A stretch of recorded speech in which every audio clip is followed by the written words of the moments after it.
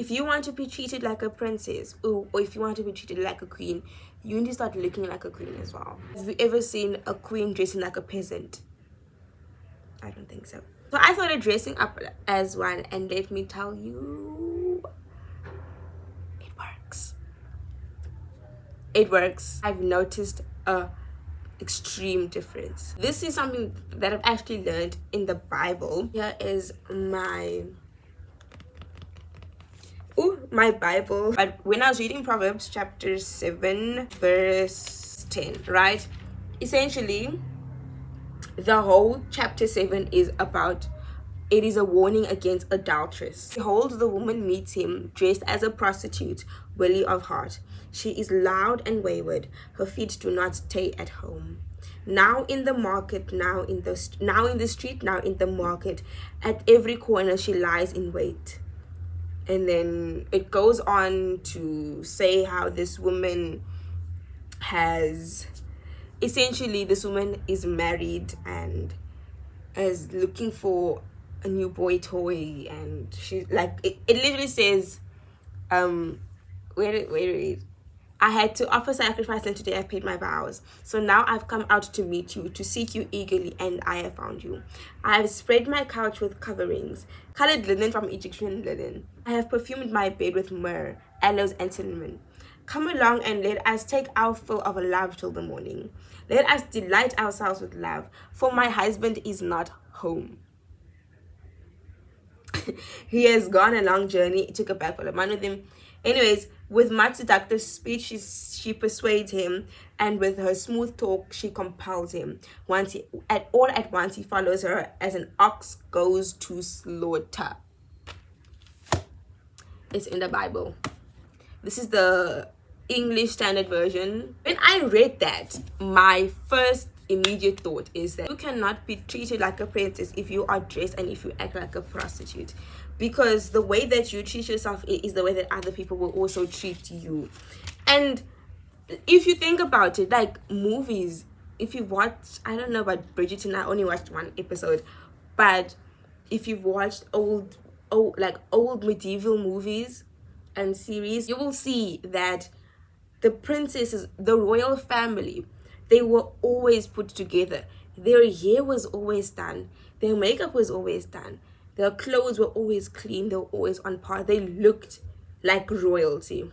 Meanwhile, the peasants didn't look as put together as the royalty. So automatically, if you were to put a peasant and a princess next to each other, who would you like? You would automatically know who the princess was, and you'd treat the princess and the peasant differently. That same logic is the exact same logic that people use in today's life. It goes beyond dressing. It's mannerisms. It is speech. It's the way that you talk, the way that you talk about yourself, the way that you see the world, the way that you walk, the way that you, it's literally everything.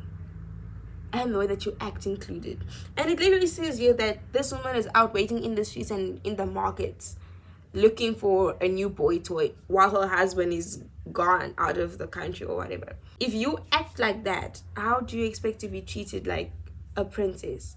They act completely different. So if you know that you want to be treated like a princess, then here are a few things that I did to be treated like that princess, because deep down, I know that I'm royalty, whether everyone else knows it or not. And at the time, my budget did not reflect royalty.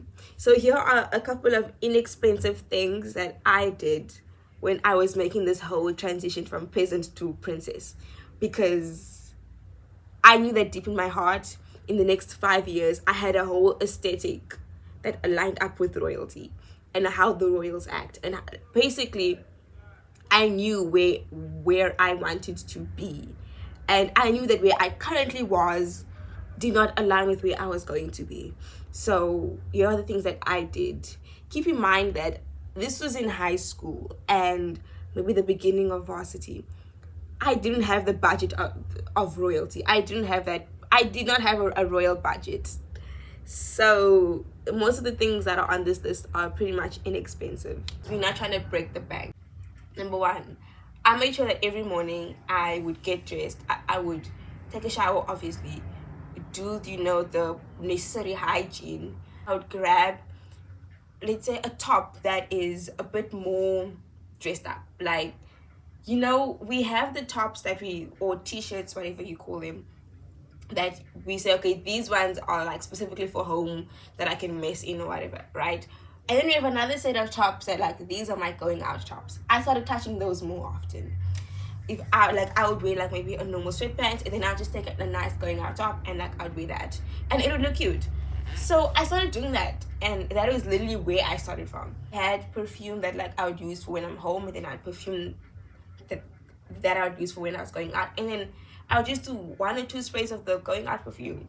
Like, these are things that I already had on hand, and I started doing that. And that's how I started, just up a little more. So you know your current standards, you know that wherever you are right now, what your normal is. Now just tap into how you would look when you're going out, but keep in mind that you are home, so you still want to be comfortable. So kind of merge the two together.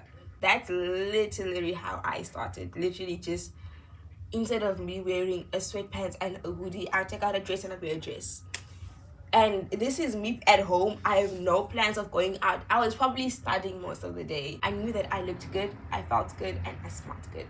That was it. That automatically just did something in me and would make me feel a lot better. And it would just make me feel more ready to take on the day. And there's nothing worse than going out, going to the shop, just leaving the house and seeing someone that you know, someone that you like, whatever it is, and seeing someone and just wishing that day you had put on something nicer. Yeah, I've learned from my mistakes, and I'm literally like, no, I don't take that chance anymore. That feeling of damn, I just wish I looked a lot more presentable. I said I'm not gonna be dealing with that all the time. So every day I make sure that I look presentable, even if I am not leaving the house.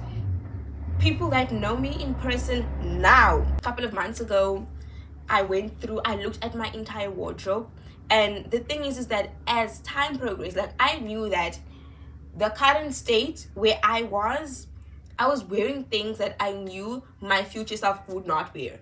Like, the whole aesthetic that I had for myself 5 years from then was not fitting where I was and what I was wearing. So I said, I'm taking baby steps to get there, because a start is a start, and it's better for you to start than for you to keep on waiting to start. The easiest place to start is with your wardrobe. So again, you choose clothes that are a lot more dressed up than usual. As time went on, I ended up outgrowing, I want to say, a solid 70% of my wardrobe. And when I mean outgrowing, I don't mean physically outgrowing, but I mean mentally outgrowing. If you want to become the person of your dreams, for me, the easiest place for me to start with was with the outside, and then from the outside, then I started working my way in.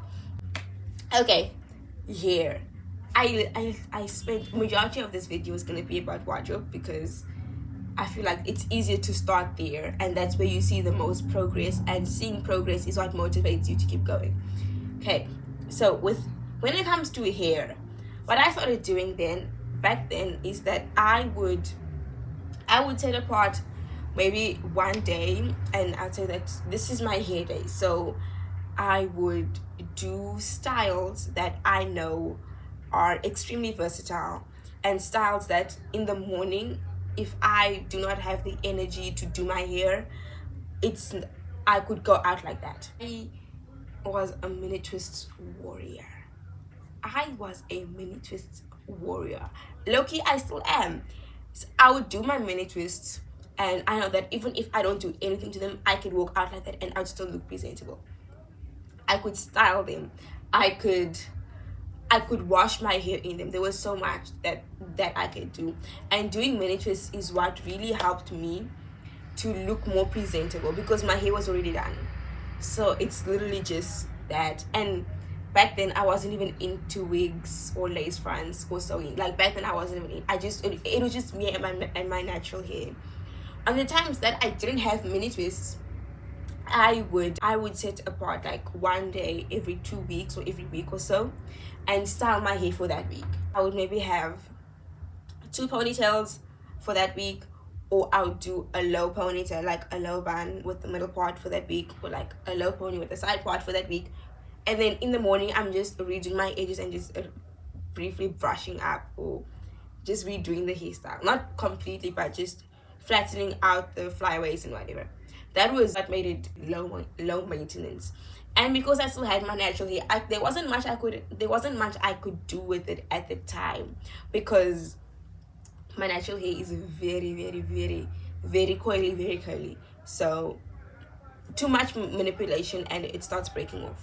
So I just leave it like that, and just having my hair always done. I would literally go to sleep, I would just put on a bonnet, go to sleep, wake up the next morning, take off the bonnet, do my edges, and I'm done.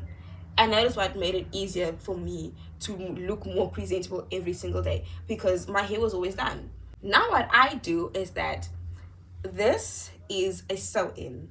This is the most low maintenance hairstyle I've done. In terms of wigs and weaves, this is the most low maintenance. If you can handle a wig, you can handle this. I've had this hairstyle going on to 2 months and it still looks pretty good. That's hair. When it comes to nails, I don't do my nails. I'm pretty much natural with my nails. But I do have a friend, she's really good. A friend of mine that does nails. She has done my nails before, and she has she has a whole nail kit. So whenever her nails get old, she just redo the nails, and that's like the easiest thing that I can tell you. Having a whole kit with you at home so that you can do it if you know how to do nails is what makes it easier. If you don't do your own nails, what I can recommend is you ask your nail tech to apply your nails in such a way that it lasts. Because if I'm not mistaken, how long your nails last is directly proportional to the application process, like how well it is applied. If they don't apply it properly, then it's not gonna last. So just ask them to apply it properly so that you have more time in between every set. And those are the things that I have done to get to where I am right now. I am still building on my wardrobe. I'm still a work in progress. I'm still getting better. I mean, I'm learning how to deal with my skin. Getting into skincare is something you probably should do if you're not doing it already. But it's a journey, and you need to fall in love with each phase of it. Every step you've got to fall in love with it, and still love yourself through every part of the journey. If there's something about yourself that you don't like, just know that you can always change it. You have the choice to change it, or to at least do something about it. I know this is not my usual content, but I hope you like it, and I'll see you on the next one.